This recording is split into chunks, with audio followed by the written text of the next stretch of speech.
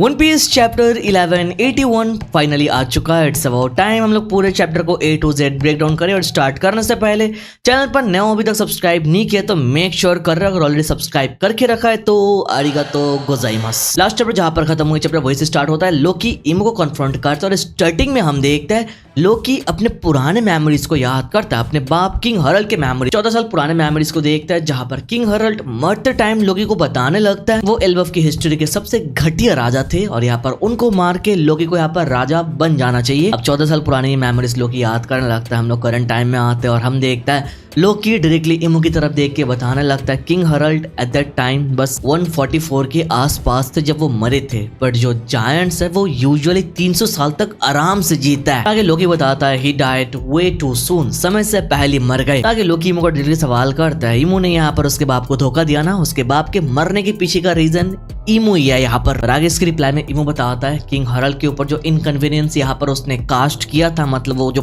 Pack जो Holi night को देता है इमो, वो जो दिया था उसकी वजह से सबसे ज्यादा सफर किया खुद इमो ने। हमको पता है जो गॉड नाइट है वो एक कॉन्ट्रैक्ट के थ्रू जाता है इमो के साथ। तो इमो बेसिकली बता रहा है किंग हरल्ड मरने के बाद उस कॉन्ट्रैक्ट का इफेक्ट सबसे ज्यादा इमो के बॉडी के ऊपर हुआ, उसने सबसे ज्यादा यहाँ पर सफर किया। अब यहाँ पर जैसे लोकी को फाइनली पता चल जाता है उसके बाप को किसने मारा है, कौन रिस्पॉन्सिबल है, तो लोकी यहाँ पर रुकता नहीं, अपने रग्नीर को पकड़ता है, चारों तरफ से एडवांस कॉन्करर आके हम लोग देखते हैं फ्लो करने लगता है। इमो उसके सामने खड़ा है, लोकी उसको हिट करने के लिए तैयार था। आगे लोकी उसको मारे इससे पहले किंग हरल्ड के कुछ लास्ट वर्ड को याद करता है, जहाँ हरल्ड मरते टाइम लोकी को बता रहे थे उनको फर्क नहीं पड़ता लोग उनको कैसे याद करेंगे, ये उनके लिए बिल्कुल भी इंपॉर्टेंट नहीं है। The only thing that is important is Elbaf का फ्यूचर सिक्योर करना जो लोकी के हाथों है। स्माइल करते हुए लोकी को last word I love you बोला। I hope remember. इस चीज को लोकी याद करता है, इमो की तरफ गुस्से से देखता है, अपने बाप को याद करने लगता और इमो के एक सवाल करता है बैक देन तुमने मेरे बाप के साथ क्या किया था। इमो कोई जवाब नहीं देता है। हम लोग देखता है लिटरली मेरे भाई आसमान के ऊपर से लाइटनिंग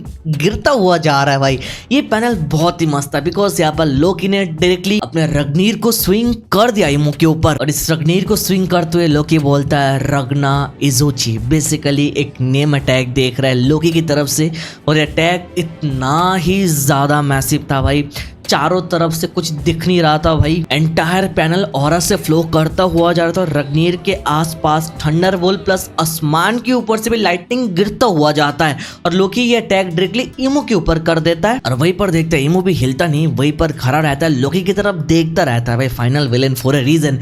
पर आगे हम लोग देखते हैं ये रग्नीर का हिट उसको लगे इससे पहले बस इमो अपना हाथ आगे करता है। लाइक हाथ आगे करने के साथ उसका जो ओमेन जो पावर हम लोगों ने देखा ब्लैक फ्लेम, उससे एक मैसिव डेविल स्ट्रक्चर टाइप का कुछ बन जाता है, मतलब एक डेविल का फेशियल फॉर्म जो हम लोगों ने लास्ट चैप्टर में भी देखा है। बट दिस टाइम इस ओमेन का साइज कुछ ज्यादा ही बड़ा था, सबसे ज्यादा मैसिव ओमेन इस बार समन किया और लोकी के इस अटैक को टैंक कर दिया। और ऊपर से एडवांस कॉन्करर हाकी इफेक्ट भी देखने को मिलता है बिकॉज लोकी अपने अटैक के साथ एडवांस कॉन्करर हाकी यूज करता है।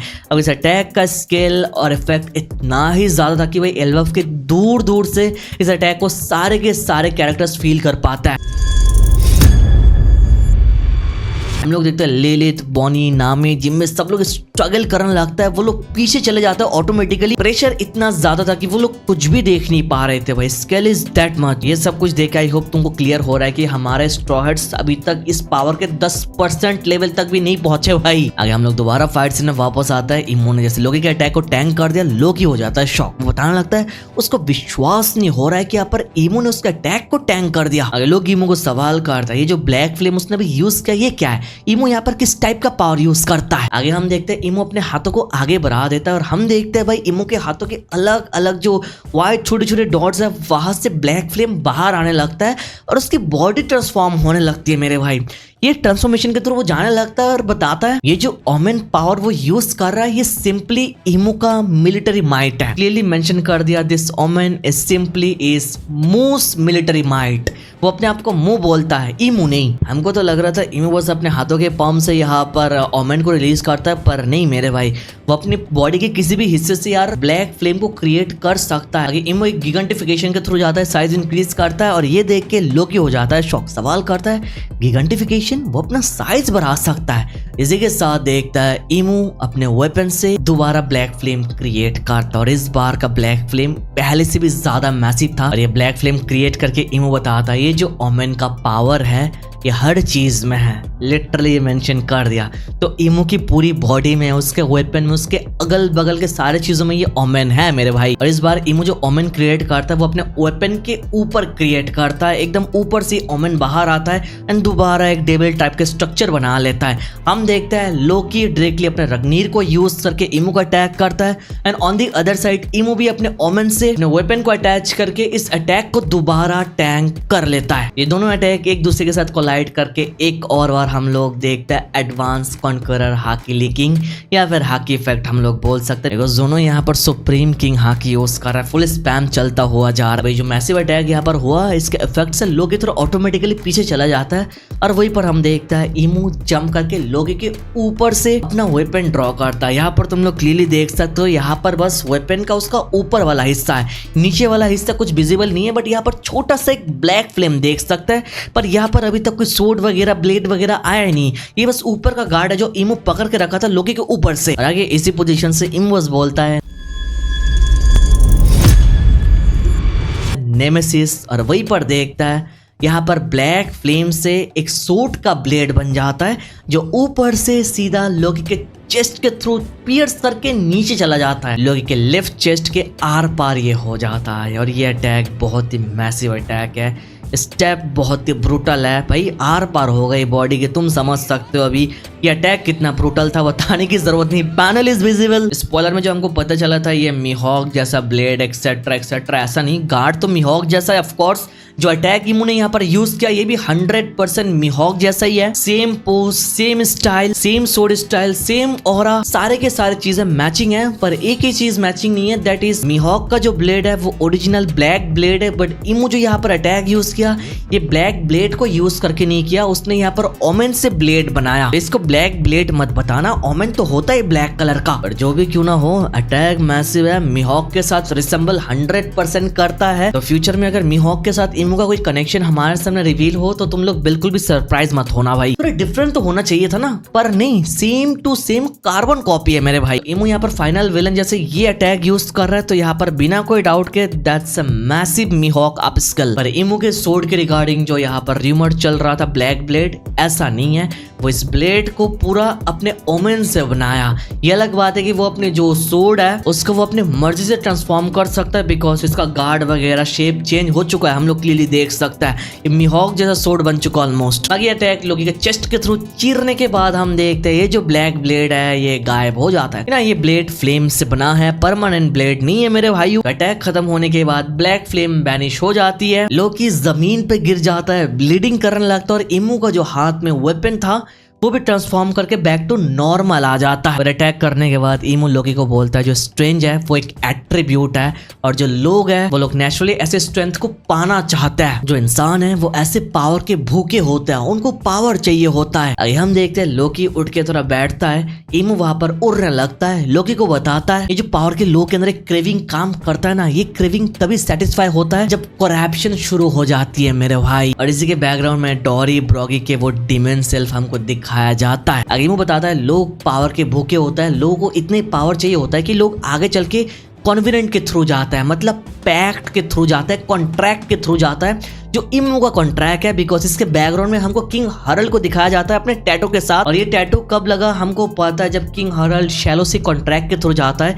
और आगे चल के एक होली नाइट बनता है, राइट। आई होप तुम लोग समझ रहे हो यहाँ पर इमू क्या बता रहा है। अगर नहीं समझ रहे हो तो आगे समझाऊंगा, डोंट वरी। आगे इमू दोबारा अपने वेपन को चेंज कर लेता है और एक शेकल टाइप का बना लेता है, और ऊपर हम लोग अगेन देखते हैं यहाँ पर वो डिमन स्ट्रक्चर ही है, इसको इस बार घुमाने लगता है, घुमाता हुआ जाता है और लोकी को बताता है लोगों के अंदर एक एनवी काम करते, एक जेलेसी काम करते जो उनको ड्राइव करती है और भी पावर के लिए। और जब ये करप्शन, कॉन्ट्रैक्ट और पावर तीनों एक साथ फॉर्म ले लेता है तब यहाँ पर बनता है ट्रिनिटी, जिसको जाना जाता है डोमिनियन नाम से। अब ये बताने के साथ इमू दोबारा लोकी को अटैक कर देता है, लोकी को अटैक लगता है, एक खतरनाक एक्सप्लोशन हम लोग देखते हैं। लिटरली पैनल में कुछ नहीं दिख रहा था, फुल इफेक्ट ऑरा सब कुछ फ्लो होते हुए जा रहा था, इमू का अटैक ही बस हाईलाइट हो रहा था, लोकी वहां पर क्या कर रहा था वो हमको कुछ नहीं दिख रहा था, बस इतना पता चला कि लोकी को अटैक लग गया था भाई। अटैक लगने के बाद लोकी का एंटायर फेस ब्लड से कवर हो चुका था। इमू लोकी को बताता है क्या इमू को ये गॉड का पावर लोकी को देना चाहिए,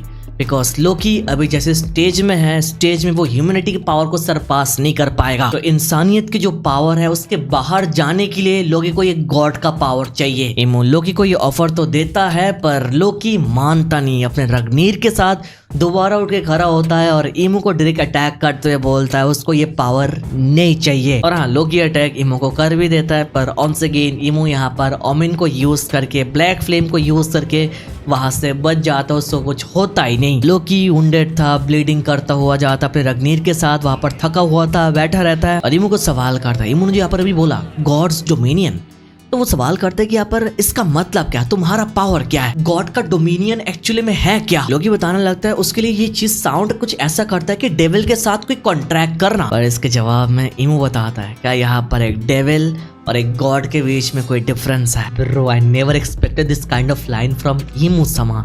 theirs no difference between a god and a devil. तो basically Imu claim himself as a god plus he is a devil, जो यहाँ पर वो एडमिट कर रहा है डेविल गॉड के बीच में कोई डिफरेंस नहीं है। जितने लोग यहाँ पर इमू के आगे के लाइंस नहीं समझे, मैं थोड़ा उनको समझाता हूँ। इमू बेसिकली यहाँ पर बता रहा है जो लोग हैं उनके अंदर जेलेसी, बहुत ज्यादा एनवी काम करता है, लोग यहाँ पर पावर के भूखे होता है। हमारा रियल रोली सबसे बड़ा एग्जाम्पल है मेरे भाई, किसको पावर नहीं चाहिए, जिसके पास पावर है उसको और भी ज्यादा पावर चाहिए होता है। और इसी सेम पावर को अचीव करने के लिए लोग कॉन्ट्रैक्ट के थ्रू जाता है और इस कॉन्ट्रैक्ट के थ्रू जाने के बाद जो पावर मिलता है तो तीनों चीज तब एक साथ हो जाता है, करप्शन, कॉन्ट्रैक्ट, पावर। ये तीनों चीज जब एक साथ होता है इसको जाना जाता है गॉड्स डोमिनियन नाम से। और ऑन दी अदर वर्ड हम लोग बता सकते हैं गॉड का डोमिनिवर्सी। और ये लाइन खत्म कर गई तो इमू लोकी को बताता है क्या उसको ये गॉड का पावर लोकी को देना चाहिए, बट लोकी ने यहाँ पर रिफ्यूज कर दिया। आगे हम देखते हैं लोकी अपने रग्नीर के साथ दोबारा खड़ा होता है, इमू ऊपर उड़ने लगता है। लोकी इमू की तरफ देख के बताता है उसको इतना पता है वो अपने आप को किसी और के जरिए डोमिनेट करने नहीं देगा, किसी और को वो अपने आप को रूल नहीं करने देगा। ब्रो, यहाँ पर लोकी का अपना फ्री विल है, वो अपने हिसाब से चलेगा, किसी के मर्जी के हिसाब से नहीं। और आगे इमू बताता है जो दुनिया है ये खुद डोमिनेशन के हिसाब से चलता है, डोमिनेशन से शांति लाया जा सकता है। और ये लाइन खत्म करने के बाद हम देखता है इमू जॉय बॉय को याद करने लगता है, जहाँ पर जॉय बॉय इमू आपस में बातचीत कर रहे होता है। यहाँ से हमको पता चल जाता है कि मेरे भाई इमू जॉय बॉय आपस में एक टाइम में फ्रेंड्स थे, बिकॉज जॉय बॉय यहाँ पर लिटरली स्माइल करके बात कर रहा है और सामने हम लोग इमू को भी देख सकता है। उनके बीच में क्या कन्वर्सेशन चल रहा था किसी को कुछ पता नहीं, पर यहाँ पर इतना पता है शायद दोनों के आइडियोलॉजीज डिफरेंट थे। ब्रोस, जॉय बॉय को शायद शांति यार फ्रीडम से लाना था, पर इमू को शांति यहाँ पर डोमिनेंस से लाना था। जॉय बॉय को याद करने से पहले इमू ने यहाँ पर बताया दुनिया को चलाने के लिए डोमिनेंस की जरूरत है। अब पता नहीं भाई इमू एंड जॉय बॉय की फ्रेंडशिप कितनी दूर तक गई या फिर कितनी दूर तक थी या फिर टूटी कैसे, कुछ भी हमको एक सिंगल पैनल से पता नहीं चल रहा, बिकॉज यहाँ पर पूरा ब्लैक एंड व्हाइट सिलुएट दिखाया जा रहा है और यहाँ पर कोई टेक्स्ट वगैरह भी नहीं है। तो इमू इस चीज को याद करता है और मनी मन बताने लगता है इज इन दैट राइट। और हम देखते हैं करंट टाइम में लोकी अपने रग्नीर को यूज करके इमू को अटैक करने के लिए तैयार होता है और वहां पर इमू इस फ्लैशबैक को याद करके जोर से चिल्ला के बोलता है is in that right Joy boy, मैंने सही बोला ना जॉय बॉय। और यहाँ पर हम देख सकते हैं भाई इमू का शक्ल ये क्या है भाई, ये कैसे स्ट्रक्चर बना लिया, ऐसा लग रहा है उसका जॉ ड्रॉप हो चुका है। यहाँ से वो गुस्से से फट जाता है, चिल्लाने लगता है और इसका advance conqueror hockey supreme king hockey ऐसे रिलीज करता है कि हाकी दूर दूर से सब लोग फील कर पाता है। इमू को आने के बाद फर्स्ट टाइम इतने रेज में जाते हुए देखा, वो भी जॉय बॉय के फ्लैशबैक को याद करके। ऑन दी अदर साइड हम लोग देखते हैं हाकी तो पूरे एल्बफ के सब लोग फील कर पा रहे थे और लूफी वहां पर एक साइड में बैठ के खाता हुआ जाता है, खाता रहता है, बताने लगता है यहाँ पर कोई फाइट चल रहा है, कोई खतरनाक आ चुका है जिसका हाकी लूफी यहाँ से फील कर रहा है। लूफी को जल्दी जाके फाइट करना पड़ेगा, बट इससे पहले उसको यहाँ पर रिचार्ज करना पड़ेगा, ज्यादा खाना पड़ेगा। तो लूफी यहाँ पर अपने आप को रिचार्ज कर रहा है, खा रहा है, तो उसके बाद वो वहां पर जाएगा। और वहीं पर जब हम दोबारा फाइट में वापस आता है हम देखते हैं लोकी यहाँ पर अपने रग्नीर से इमू को हिट कर देता है और बताता है तुम अभी भी अपने ख्यालों में खोए हुए हो, तुम जैसे एक्ट कर रहे हो ये देख के मैं एक चीज बता सकता हूँ, तुम स्टिल मुझे अंडर एस्टिमेट कर रहे हो। ये बोलने के साथ भाई इस बार लोकी का जो रग्नीर का हिट था ये इमू को लग जाता है और इस बार इमू बहुत ही दूर जाकर गिरता है, एकदम एडम ट्री के साथ चिपक जाता है मेरे भाई। पर एक चीज याद रखना पड़ेगा, इमू यहाँ पर जानबूझ के अटैक लिया बिकॉज वो अपने पुराने याद में खोया हुआ था, लोकी को अंडर एस्टिमेट कर रहा था। जो बात लोकी ने यहाँ पर खुद बता के रखा है कि यहाँ पर लोकी को वो अंडर एस्टिमेट कर रहा है। आगे हम देखते हैं इमू तो वहां पर एडम ट्री के साथ चिपका हुआ है और वहीं पर हम देखते हैं भाई लोकी अपने फुल फॉर्म में आ जाता है और लोकी का ये फुल फॉर्म देख के भाई just look at Amos reaction bro, देख के लग रहा है उसकी फटके 4 हो चुकी है ना भाई। वो एकदम शॉकिंग वाला रिएक्शन देता है। और इमो आने के बाद for the very first time ऐसे रिएक्ट किया, वो भी जॉयबॉय को देख के नहीं मेरे भाइयों, निधॉक का ट्रू फॉर्म देख के, तो भी एग्जैक्ट निधॉक को अपना फुल फॉर्म के साथ अटैक करते हुए देख के, बिकॉज लोकी उसकी तरफ अटैक फेंकता है, इमो अपना ओमेन रिलीज करता है, but that was not enough. Loki का जो थॉरहिम अटैक है ये आइलैंड साइज अटैक है मेरे भाइयों। हम यहाँ पर इस अटैक का स्केल देख सकते हैं, मैसिव स्केल को कवर कर रहा है ब्रो, एडम ट्री नहीं दिख रहा है यहाँ पर। इस पूरे आइलैंड साइज अटैक को, एक आइलैंड नहीं बोलूंगा, 2-3 आइलैंड साइज बोलूंगा, इस अटैक को भाई लिटरली वो सरवाइव कर लेता है। कैसे करता है नो आइडिया, वो सरवाइव करने के बाद स्माइल करता है। अरे मैं बताता हूँ कि एट लास्ट तुम वापस आ चुके हो। और ये लूफी को नहीं बताया मेरे भाइयों, ये लोकी मतलब निधॉक के ट्रू फॉर्म देखने के बाद बताया कि एट लास्ट यहाँ पर निधॉक वापस आ चुका है। ये अटैक लेने के बाद वो खुश होता है। लास्ट में एडिटर कमेंट करता है ए फियरलेस स्माइल, बिकॉज इमो तो डरता नहीं ऑफ कोर्स, और स्माइल कर रहे अटैक लेने के बाद भी। इसी के साथ ये चैप्टर खत्म हो जाता है। नेक्स्ट वीक ओडा सेंसेई की तरफ से कोई ब्रेक नहीं है, पर जापान में भाई गोल्डन वीक है तो चैप्टर नहीं आएगा, पर स्पॉइलर जल्दी आने का चांसेस बहुत ज़्यादा है। अभी के लिए चैप्टर यहीं पर खत्म होता है मेरे भाइयों। Chapter was too good, full of fight between Imu and Loki. और अभी के लिए मैं चाहता हूँ पूरे चैप्टर के ऊपर अपना ओपिनियन तुम लोग नीचे कमेंट पे बताओ यार, मतलब ओवरऑल पूरे चैप्टर के ऊपर ओपिनियन दे दो। बाकी पूरी वीडियो देख रहे हो तो 15,000 लाइक्स टारगेट कंप्लीट करा दो, चैनल पर रहे तो सब्सक्राइब कर दो। अर्ली स्पॉइलर आएगा तो मैं सबसे पहले कवर करूंगा, तो मेक श्योर सब्सक्राइब कर रहे हो। चलो thank you so much for watching this video, तो मिलता है नेक्स्ट वीडियो में।